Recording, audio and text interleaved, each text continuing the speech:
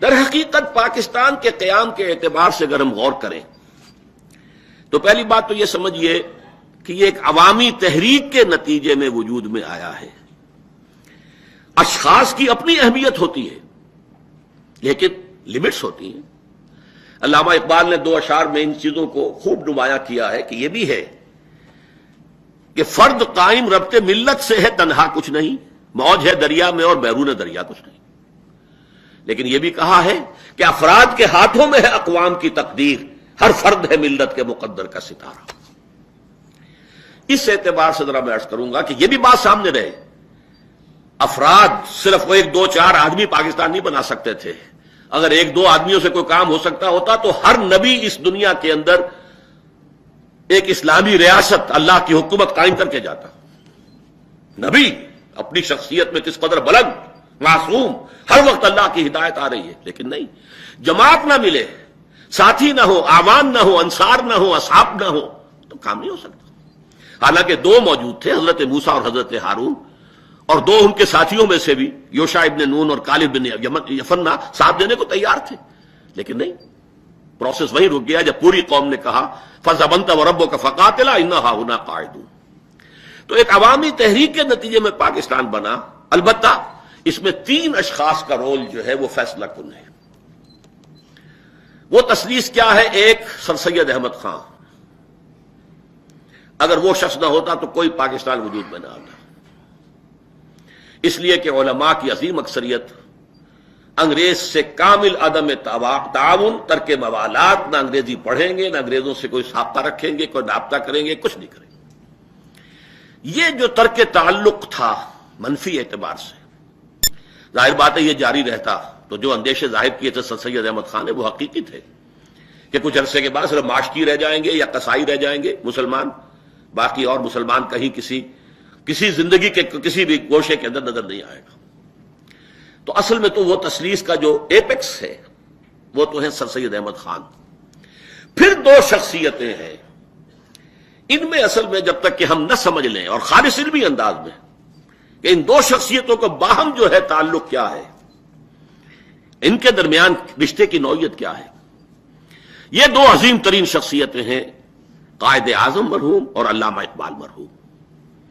عجیب بات ہے، دونوں بالکل ہم عصر ہیں۔ ایک کی ولادت ہو رہی ہے 25 دسمبر 1876 کو، اور علامہ جو ہے پیدا ہو رہے ہیں نومبر 1877 میں، 1 سال سے بھی کم کا فرق۔ پھر یہ کہ اگرچہ قائد اعظم کو اللہ نے زندگی زیادہ دے دی ہے، لیکن یہ کہ بہرحال یہ پورا دور ان کا ہم عصر، ہم اور لوگوں کی حیثیت سے ان کا معاملہ رہا ہے۔ ان دونوں شخصیتوں کے اعتبار سے میں چند حقائق ہیں جو چاہتا ہوں کہ سامنے آئے۔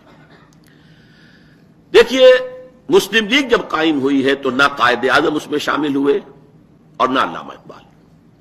علامہ اقبال تو باہر تھے انگلستان میں 1906 میں، قائد اعظم یہاں تھے لیکن اس وقت وہ ایک نیشنلسٹ مسلمان کی حیثیت سے تھے۔ دادا بھائی نورو جی جو صدر تھا کانگریس کا، اس کے سیکریٹری تھے، اور 1906 میں وہ کانگریس میں شامل ہوئے، مسلم لیگ میں نہیں۔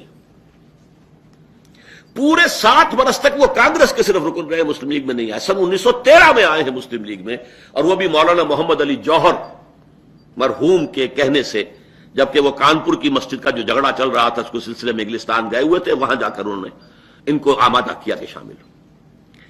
پھر جو شامل ہوئے ہیں اور کئی سال تک بیک وقت کانگریس اور مسلم لیگ دونوں کے رکن رہے، اور انتہائی کوشش کرتے رہے کہ ان دونوں میں اتحاد ہو جائے، کوئی فارمولہ طے ہو جائے، کوئی ایسی شکل ہو جائے کہ مسلمانوں کا مستقبل محفوظ ہو جائے، اور ہندو اکثریت جو ہے اسے جیسے کہ روڈ رولر ہوتا ہے اس طریقے سے اس کو پھیر نہ دے، ختم نہ کر دے، کچل نہ دے۔ انتہائی کوشش کی، انہی کی کوشش سے 1915 میں مسلم لیگ کا سیشن بھی ہوا بامبے میں اور کانگریس کا بھی، جس کے نتیجے میں میثاق لکھنؤ وجود میں آیا۔ اور آپ کو معلوم ہے گوکھلے نے کہا تھا کہ یہ ambassador of Hindu Muslim unity ہے، یہ مسلم ہندو اتحاد کا سفیر ہے، قائد اعظم۔ یہ تو اس کے بعد پھر یوں سمجھیے کہ ان کی زندگی میں چونکہ یہ قریب ترین ان کا مشاہدہ تھا، ہندو کی ذہنیت کو جس قدر قریب سے انہوں نے دیکھا ہے، ظاہر بات ہے اور کسی نے نہیں دیکھا۔ کانگریس کے رکن رہے، اس کے اہم لیڈروں میں رہے ہیں، جو بھی معاملات ہو رہے تھے ہندو مسلم، اس میں وہی تھے کہ اسپوکس مین تھے مسلمانوں کی طرف سے، وہ در حقیقت اس ذہنیت کی وجہ سے مایوس ہوئے ہیں کہ ان سے کسی انصاف کی، کسی فیئر پلے کی کوئی توقع نہیں. گویا کہ انہیں جو ہے ایک ہندوؤں کے منفی تجربے نے ادھر جو ہے دھکیلا ہے. تو نے اچھا ہی کیا، دو سہارا نہ دیا، مجھ کو لغزش کی ضرورت تھی سنبھلنے کے لیے. اس کے برعکس معاملہ ہے علامہ اقبال کا. اب یہ نوٹ کیجئے، یہ انگلستان جب گئے تو اس سے پہلے ایک شاعر تو تھے، لیکن شاعر جیسے شاعر ہوتے ہیں عام طور پر، گل و بلبل کی داستانیں بھی ہیں، ہجر و وصال کی داستانیں بھی ہیں، اس کے ساتھ ہی وہ ہندی قوم پرستی بھی ہے، سارے جہاں سے اچھا ہندوستاں ہمارا، اور ہم بلبلے ہیں اس کی وہ گلستاں ہمارا، جو بھی تھی نظم. یہاں تک کہ وہ برہمن سے کہہ رہے ہیں سچ کہہ دوں اے برہمن گر تو برا نہ مانے، یہ تیرے جو ہے یہ بت تو بہت پرانے ہو گئے ہیں، اپنوں سے بیر رکھنا تو نے بتوں سے سیکھا. وائس کو بھی سکھایا جنگ و جدل خدا نے، اور پتھر کی مورتوں میں سمجھائے تو خدا ہے. خاک وطن کا مجھ کو ہر ذرہ دیوتا ہے، دیوتا جس کو بعد میں کہا یہ صنم ہے، اس دور کا سب سے بڑا شرک ہے وطن پرستی اور وطنیت ایک تصور سیاسی کی حیثیت سے. لیکن وہ دور تھا اقبال کا، بڑا چھوٹا دور ہے، مختصر ہے. عجیب بات یہ ہے، نوٹ کیجئے کہ اقبال کو مسلمان بنایا ہے مغرب نے. 3 سال جو انگلستان اور جرمنی میں گزارے ہیں، در حقیقت قلب ماہیت علامہ اقبال کی وہاں ہوئی. اور یہ وہ ہے در حقیقت مشاہدہ جو میں سن 70 میں کر آیا تھا انگلستان میں. میرے چھوٹے بھائی ڈاکٹر ابصار احمد وہاں پی ایچ ڈی کر رہے تھے، تو میں پہلا دورہ تھا میرا. میں نے وہاں دیکھا پاکستان ہاسٹل جو تھا اس میں پی ایچ ڈی کیے ہوئے، ایک کر لی ہے دوسری کر رہے ہیں، اس طرح کے طلباء تھے وہاں پہ. کوئی گریجویشن والے تو نہیں تھے، سب پوسٹ گریجویٹ، بلکہ ایم اے کے باہر اوپر. لیکن یہ کہ وہ بیٹھے ہیں، قرآنک اسٹڈی سرکل ہے، قرآن پر غور ہو رہا ہے، ہر ایک پڑھ رہا ہے تاکہ اس کی اصلاح ہو جائے اگر پڑھنے میں غلطی ہے، تجوید کی غلطی ہے. میں حیران ہوا کہ پاکستان میں تو اس سطح کے لوگ کبھی بھی اس قسم کے کسی ایکٹیویٹی میں نہیں دیکھے گئے. یہ یہاں کیا ہو گیا؟ تو میرا تجزیہ یہ تھا، جن لوگوں کی ابتدائی جو تربیت اور خاندانی پس منظر میں دین تھا، بعد میں کسی وجہ سے وہ دب گیا ماحول کے، یہاں پر تو وہ دب گیا، لیکن ایک مخالف ماحول میں جا کر بھڑک اٹھا وہ شعلے کے طور پر.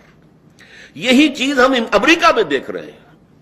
امریکہ کی جو نوجوان نسل، سیکنڈ جنریشن امیگریشن جو ہے، ان میں جو نوجوان جوشیلے نوجوان اٹھ رہے ہیں، دینی مذہبی، باپ کلین شیو ہے اور بیٹے کی یہ داڑھی ہے، اور یہ ساری صورتحال وہاں پر ایسی نظر آ رہی ہے. وہ اپنے والدین سے کہتے بھی ہیں کہ آپ لوگ تو، کوئی کھل کے بھی کہہ دیتا ہے منافق لوگ ہیں آپ نے سود کے اوپر یہ مکان لیا، اور آپ نے سود جو ہے اس کے اوپر، مورگیج کے اوپر جو ہے مسجد بنائی ہے، سب منافقت ہے. کھل کر کہنا، یہ سارا جو ایک رد عمل ہوتا ہے، مسلمان کو مسلمان کر دیا طوفان مغرب نے. اقبال کا معاملہ یہ ہے، اب جو وہ واپس آیا ہے تو وہ احیاء اسلام کا نقیب بن کر آیا ہے، وحدت ملی کا ہدی خاں بن کر آیا ہے.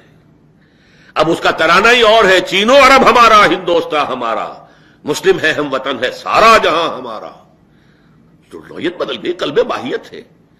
اب اس کی باغ ذرا 1924 میں چھپ چکی ہے. آپ اندازہ کیجئے طلوع اسلام، غور کیجئے ان نظموں کے اوپر. کتاب ملت بیضا کی پھر شیرازہ بندی ہے، یہ شاخ ہاشمی کرنے کو ہے پھر برگوبر پیدا. نوا پیرا ہو اے بلبل کے ہو تیرے ترنم سے، کبوتر کے تنے نازک میں شاہی کا جگر پیدا. سبق پھر پڑھ صداقت کا، شجاعت کا، عدالت کا، لیا جائے گا تجھ سے کام دنیا کی امامت کا. یہ جذبہ. اور دیار مغرب کے رہنے والوں، خدا کی بستی دکان نہیں ہے، کھرا جسے تم سمجھ رہے ہو اب ذرے کا معیار ہوگا. یہ سارا جو تھا، اور یہ غلغلہ 1908 سے لے کے 1924 تک اقبال چھا چکا تھا. ہندوستان کے مسلمانوں کی جو ذہنی، فکری، نفسیاتی فضا تھی، اس میں اقبال کا یہ پیغام آ چکا تھا.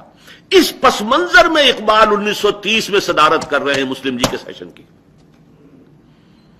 اور آپ کو معلوم ہے کہ وہاں جو 3 کام انہوں نے کیے، نمبر 1، اس خطبے کے اندر مسلم نیشن ہوڈ فلسفیانہ دلائل کے ساتھ اس کا اس بات کیا ہے. نعرہ لگانا اور بات ہے، فلسفیانہ انداز میں اس کے لیے دلائل دینا، ثابت کرنا، ناقابل تردید دلائل کی بنیاد پر، سوشولوجی اور سیوکس اور پولیٹیکل سائنس کے اصولوں کے حوالے سے.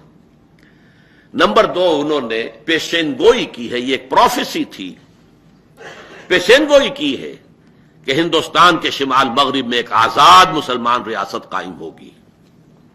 اس نے ڈیسٹنی، لفظ ڈیسٹنی استعمال کیا. یہ ڈیسٹنی ہے. بلکہ آگے چل کر مطالبہ بھی کیا ہے. میں مطالبہ کرتا ہوں کہ ان صوبوں کو ملا کر ایک جو ہے اسٹیٹ بنائی جائے.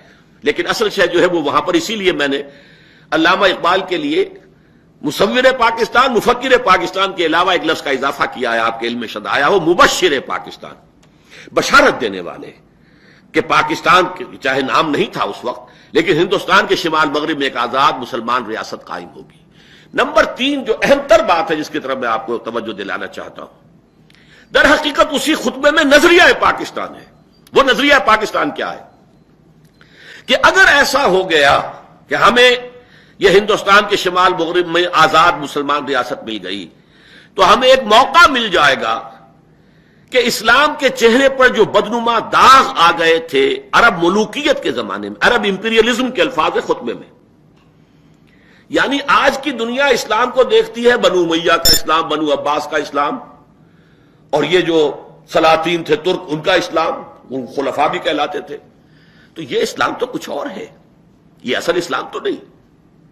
اصل اسلام تو تھا دور نبوی کا اور دور خلافت راشدہ کا.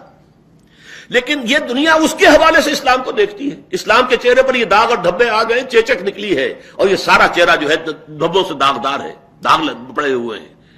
اگر یہ ہمیں مل جاتا تو ہمیں موقع مل جائے گا ان پردوں کو ہٹا کر، ان داغوں اور دھبوں کو دھو کر، اور صحیح اور حقیقی اسلام کا ایک نقشہ دنیا کے سامنے پیش کریں. اور تجزیہ کیجئے، عرب امپیریلزم سے پہلے کا اسلام کون سا ہے؟ خلافت راشدہ کا اسلام ہے. چاہے لفظ یہ استعمال نہیں کیا انہوں نے، لیکن یہ کہ آپ اینالائز کیجئے تو اس کا نتیجہ تو یہی نکلتا ہے کہ خلافت راشدہ اور دور نبوی کا اسلام ہم نافذ کرنا چاہیں گے. اور یہ ہے در حقیقت جو پاکستان آئیڈیالوجی بنا ہے. ویسے شعروں میں جو انہوں نے کہا کہ تا خلافت کی بنا دنیا میں ہو پھر استوار، لا کہیں سے ڈھونڈ کر اسلاف کا قلب و جگر، وہ چیز ان کے سامنے تھی. لیکن یہ ہے کہ اس کے لیے انہوں نے وہاں اس میں یہ لفظ استعمال نہیں کیا. البتہ یہ کہا ہے کہ یہ سارے جو اثرات جو ہیں غلط ان کے اسلام کے پردے پر آ گئے تصورات پہ، ان سب کو ہٹا کر صحیح اسلام کی ایک تصویر دنیا کے سامنے پیش کریں. یہ ہے اصل نظریہ پاکستان.